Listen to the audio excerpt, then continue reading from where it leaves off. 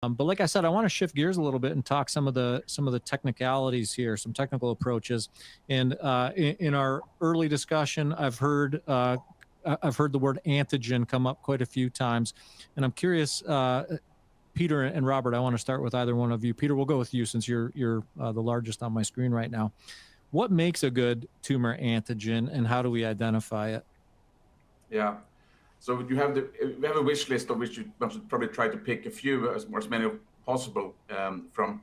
So a good tumor antigen is as far away from self as possible, from something that is coded by self, that maximizes the chances of getting a broad immune response. So that could be, for example, a frame shift, which essentially is a gobbledygook sequence for the immune system and therefore entirely foreign. That would be the most extreme, or single mutations. It could also be an antigen that only is expressed for example, in testes, so cancer testes antigens that are expressed perhaps in embryonal development, but not later stage. So they're still perceived as sort of a new thing that pops up. And another thing that it makes for good antigen is to have more than one. So a broader immune response. We have seen now good work from Maurice Kettering, University of Washington, Nora Deasis, and so on. Really good studies pointing to the importance of having more than one. Should also induce an optimal immune response. Johanna here mentioned CD4 types, and also within that branch there's also the Th1 type. Immune response is often seen to be optimal, so if you can induce that, that'd be good, whether with the antigen or with the adjuvant or your platform. The antigen, of course, should be tumor specific for most part, with some exceptions. For example, in prostate, with castration, it makes it possible to actually have an antigen that targets the prostate itself, not necessarily the tumor, because the prostate at that point is removed. And then if the antigen could be a driver antigen or linked to the tumorigenicity transformation, so that the tumor couldn't just downregulate the expression of it and therefore by escape, because the antigen is linked to the ability of the tumor to grow. That also be a good thing. And then finally, perhaps ideally, if in rapidly mutating tumors, to have mutations or antigens that are targeting this stem-like cancer cells, so that it's expressed abundantly across all tumor cells and not just the more recent mutation that has popped up on a subset of the tumor cells or metastases. So that's a long list, but you can't pick all, but you can do your best to include some. I appreciate that. I know some of these are tough questions to offer concise answers to. So I appreciate that. Missed several as well. Yeah, Robert will fill in whatever you missed. Robert, what's your take on that question? No, I think the same.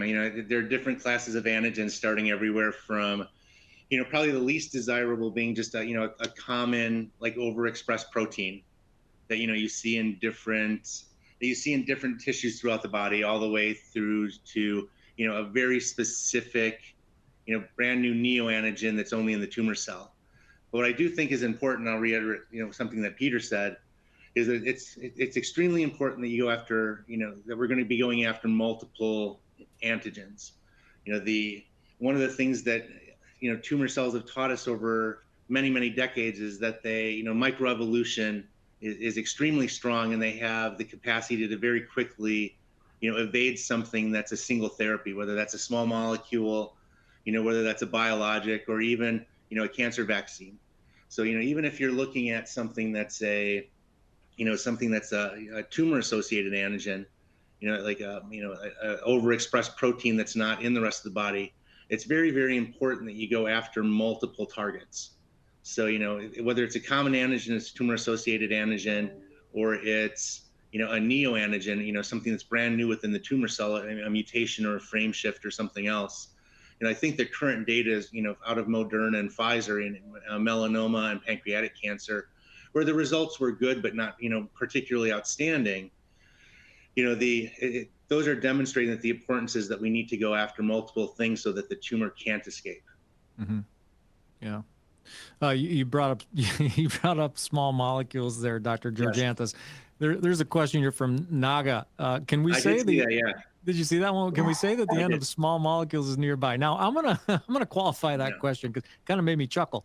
Let's qualify that question and talk about maybe respond to it in the context very specifically of oncology treatment. I'm assuming the answer is like a resounding no, but just thoughts on it.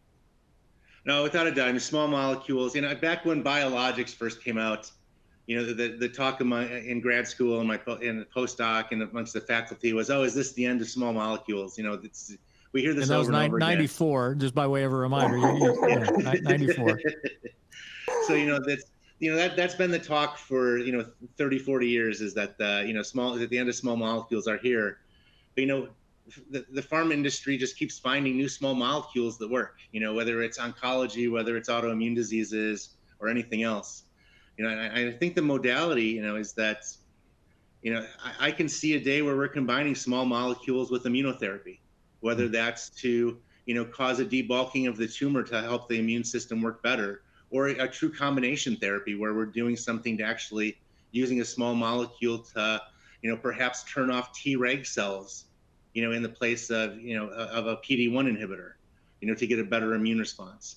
And, you know, the other nice thing about small molecules is that they're cheap and easy to produce, and they have, you know, as long as you got something with, you know, that has a pretty good safety profile, you know, from a pharmaceutical standpoint, you know, the half-lives of those tend to be short, so you can give a small molecule and have it, you know, out of the body right away. With a lot of like mRNA technologies or biologics, you know, the half-lives of those treatments are much longer. So if there was something that came up from a safety standpoint, it's much easier to withdraw a small molecule than it is to withdraw, you know, something that's a biologic or an mRNA. Right. So no, I don't see small molecules going away. I see them being, you know, still very useful and even complementing in combination therapies. Yeah, exactly. Thanks for that. And even if that question had sort of classic chemotherapeutics in mind, I would offer that many of them are actually inducing a type of cell death that is immunogenic. Provocatively, they may actually be more immunotherapies than we thought that they are. Of course, there are active cytotoxic agents that kill cells directly, but there is nuances to it. And if you choose the right kind of chemotherapeutic, like paclitaxel, for example, there's long literature that suggests that can induce immunogenic cell death, which then in some ways is at a minimum a local immune stimulation that modulates the tumor microenvironment in the right way. At its best, it can actually serve somewhat as an in situ vaccine, which is an analogy to what we're trying to obviously amplify on purpose with Biotherapeutics.